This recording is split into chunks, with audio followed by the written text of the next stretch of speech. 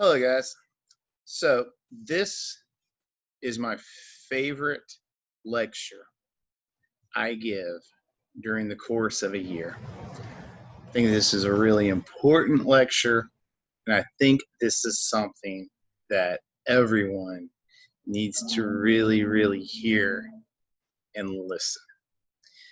I want to go over the rules and expectations of AP Seminar. So, without further ado, here we go. Rule number 1. Stop being a moron. And yes, I'm talking to you. I just spent hours looking at your responses to question 1, the first question that I gave you, the task week I gave you guys the last class period. And I'm convinced that everyone in the class, with maybe 1 or 2 exceptions, is a moron. Now, I don't blame you. There's lots of things in our society and in our interactions we have with one another that cause us to act like morons. But fortunately, I can help you. And what makes people moronic is that they have a closed mind. And we are going to attempt to open that mind up. Here's what the problem is. I put an article in front of you that was absolute trash. It was garbage. It was weak. There was a lack of a compelling evidence, and there was no rigor in the article at all. And almost every person in my class said, that's a great article. You didn't think critically. You took the cheese. And we have to stop that, because this is super important in every aspect and component of our lives right now.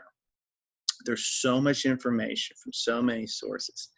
And it's incredible to me how often people are taking information from sources and people who they have no idea where this stuff comes from. And they're letting that shape their viewpoints of really important issues. So we want to break a bunch of that down. How do we break that down?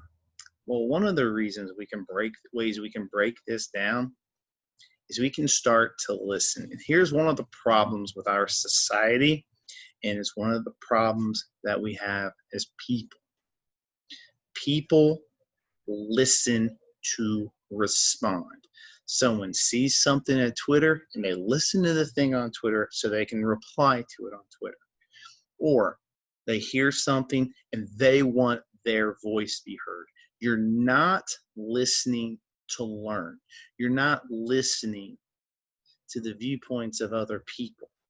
You're not listening to gain a deeper understanding.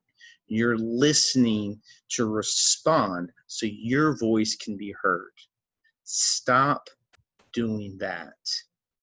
Don't listen so that as you come back a response. Listen to learn. You should be exposing yourself to lots of different viewpoints. And just because you hear something that you really like or don't like, it doesn't mean that we need your voice to be contributed into that. Listen to what people say from lots of different perspectives as a chance to have a broader understanding of the issue. I gave you an article yesterday. How many of you looked to see what that person's credentials were? How many of you looked to see what this source was that was giving me this information? I'm going to go with not many of you. And this is a problem as well. Don't just take the things that people say that you like and say this person's good. or things from people that you don't like and automatically say things are bad. Have a more open mindset. And that gets us to number 3. Your life experiences, are not universal truths. People have a bad habit of going through life and say, this worked for me, so this has universal application. And that's just wrong. If I won the lottery, I wouldn't tell everybody what the key to success is: not to go to school and not to work hard. Just go to the local Circle K and you can be just like me. But that's what we actually do with our lives all the time. Your life experiences are not a universal truth. And just because you have an experience doesn't mean that's the experience of everyone else. Respect and expose yourself to the experiences of other people. And that's going to get us to rule number 5. Just because someone does not agree with you does not make them the enemy. Stop treating them that way. There are a lot of really smart, morally upright, good people who vote Democratic and who vote Republican. Other people's viewpoints do not make them the enemy. And here's another problem. We have an incredibly polarized society. And if you're a supporter, or let me even go back to a less controversial figure. I was about to say Donald Trump. Let's go back to Barack Obama. If Barack Obama said something and you immediately had a viewpoint just because it came from Barack Obama, either a good or a bad viewpoint, then you're a moron. There's lots of good things he did. There's lots of bad things he did. Every leader has good things and bad things about them. Every leader has things that their supporters that say that are true and that their detractors say that are true. You need to be exposed to both of those, but that doesn't mean that makes them the enemy. Just because you vote for one party and the other party is in power, or vice versa, doesn't mean you have to antagonize the other side.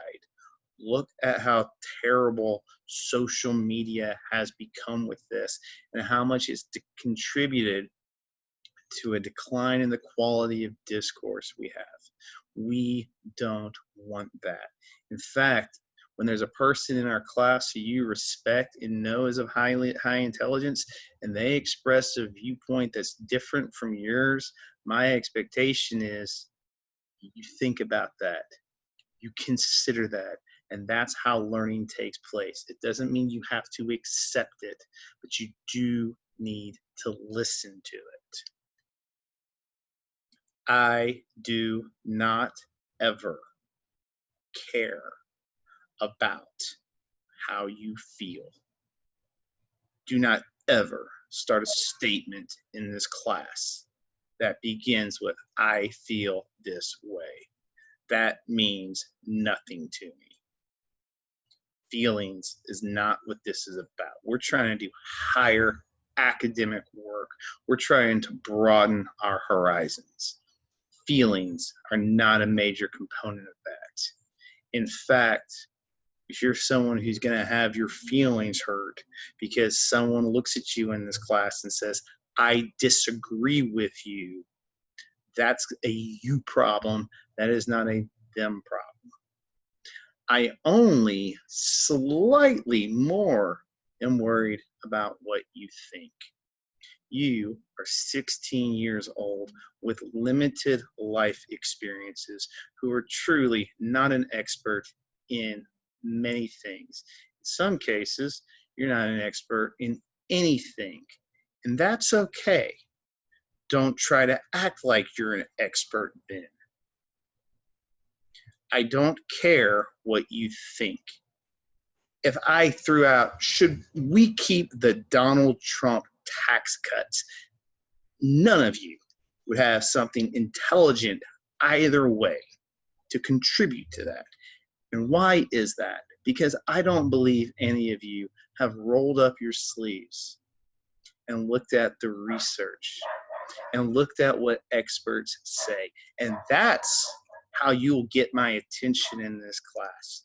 That's how I'll know I should pay attention to you. When you spend 3 weeks looking at a topic and you look at what all the experts and researchers in the field, and you understand why researchers agree with one another and why they disagree with one another, and you've looked at the opinions of experts to the point where you can have something intelligently to contribute, then you will have my attention, because I know that you've put the work into having an educated opinion on a topic.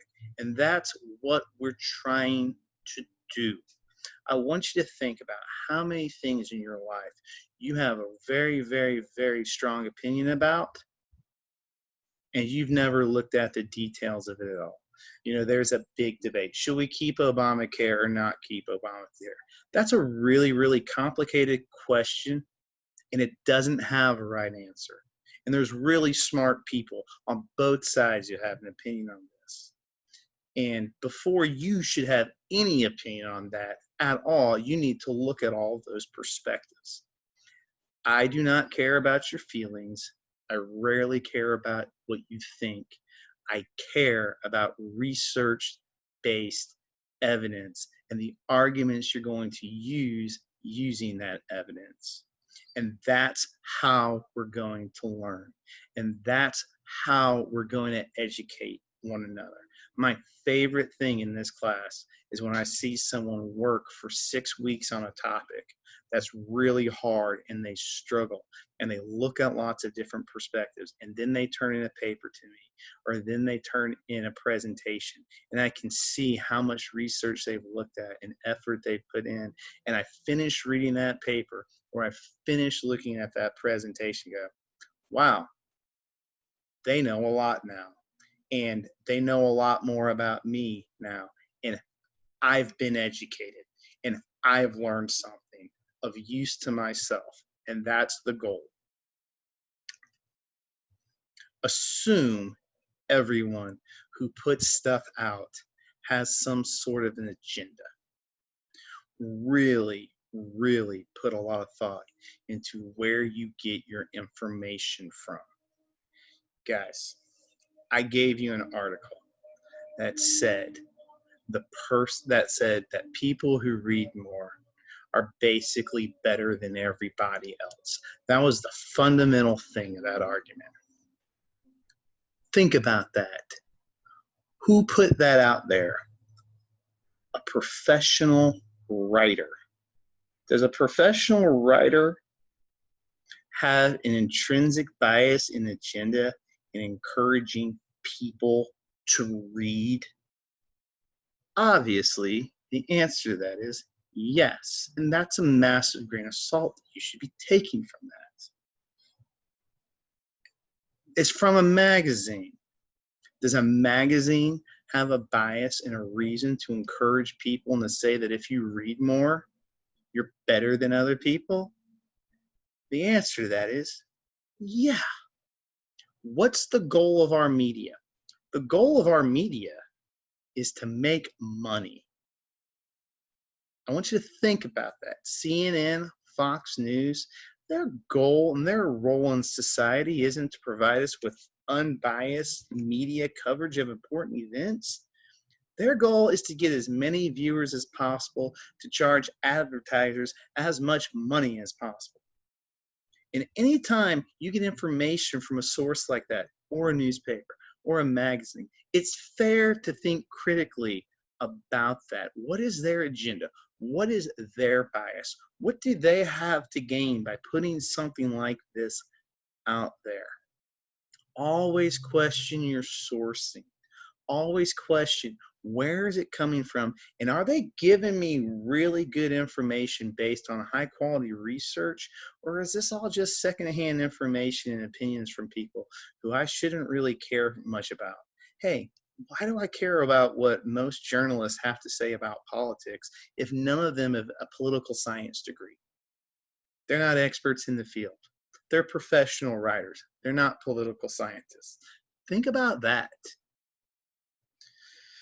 So always be critical about thinking about where your information is coming from, and don't just be a sheep. Broaden your horizons. Don't just follow the people on social media who have your viewpoint.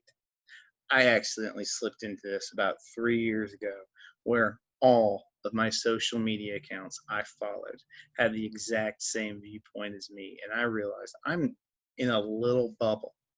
I'm not seeing what is actually out there.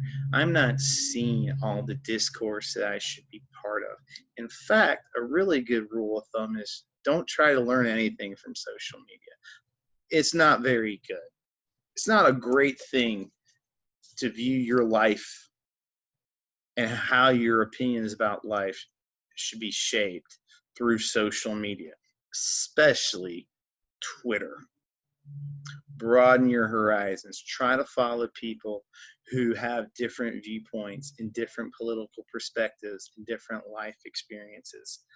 I have, like everybody, I have a political lean, but my favorite podcast I listen to, and I listen to it almost every day, is from a person who has a completely different political lean than me. And what I like so much about this person is they lean one way, I lean another way, but this person has a wide variety of people who come through his podcast and a wide variety of experts. And I've learned more listening to that podcast from a perspective that I don't necessarily agree with than I would ever learn staying inside my bubble. There are lots of really smart, lots of really morally good people who have a different viewpoint from you. Search those people out, not so that you can agree with them, so that you can understand that there's another side to an issue, and the people who have that opinion don't necessarily automatically qualify as being bad. I want to say one more thing about this. Don't let the first thing you see shape your viewpoint of an issue. I think this is a real problem. Lots and lots of people in society, what they want to do is the first good thing they hear, they adopt that as their philosophy on life about that one issue. And I'm here to tell you that is a terrible, terrible thing. Don't make any viewpoints that you ever have in life based off the perspective of one person who you heard first. Now, I have a very challenging activity for you guys, and I want you to start the process of broadening your horizons. If you are like a typical person, you believe that climate change is caused by man-made actions, what we pollute and put into the atmosphere, what we discharge, what we put in rivers, that global warming is a phenomenon, and it's a phenomenon that is man-made. Now, here's my question for you. Why do you think that? Have you actually conducted any research? Have you ever rolled up your sleeves and looked at the research that scientists have put out there? Or did you just accept that as a life view because people told you that? Let me introduce you to someone. This is Anthony Lupo. Anthony Lupo is a brilliant meteorologist and climatologist. He's one of the most accurate meteorologists in the country. He has 2 PhDs. He's a Fulbright scholar. He's the department chair of the leading meteorology university in the country, the University of Missouri at Columbia. He has every credential you could ever ask from an environmentalist, climatologist, and a meteorologist. Dr. Lupo has a very interesting hypothesis. And his hypothesis is global warming is not a man-made occurrence. That it is a natural cycle. And it's not caused by man, and it's temporary. Now, if you have an immediate knee-jerk reaction to this, then that's moronic activity. Your first point of view should not be, well, this guy must be wrong. Your first point of view needs to be, well, what does he actually say? And then, how does that conflict, or how does that disagree or agree with other experts in the field? And here is your first major assignment in this class. You have the rest of this class period and whatever time between now and the next time we meet to research Lupo's views and the views of other climatologists, to actually look at their research and look at things like, well, what potential biases might cause them to think this way, or why is there different viewpoints to the same scientific data.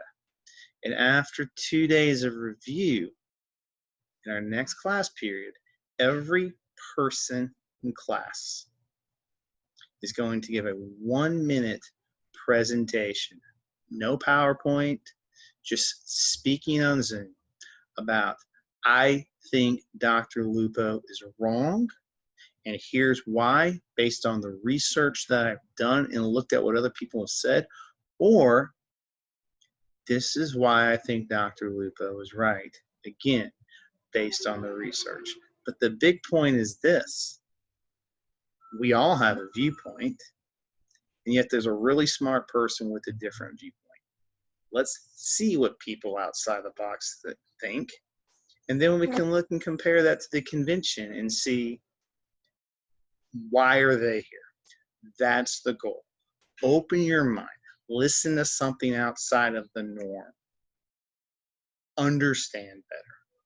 And that's going to be a very important first step into what we're going to do in this class. I look forward very much to seeing the arguments you're going to make. And I hope you'll take these 2 days to form an educated research opinion and not just be an opinion based on, well, this is what I've always been told.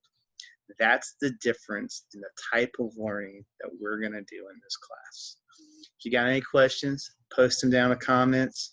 I'm going to end this video and I'll go back live with you guys and I'll answer any questions face to face. If you don't have any questions for me, you can start to work on your presentation, start to look at the research, both of Lupo and other climatologists, and put those into conflict with one another and see what lots of different viewpoints are. I'm really looking forward to hearing what you guys have to say. I'm hoping that you can teach me some stuff on why these are the viewpoints you ended up with are important viewpoints and viewpoints that I should listen and believe in. Thank you. And that was day 1.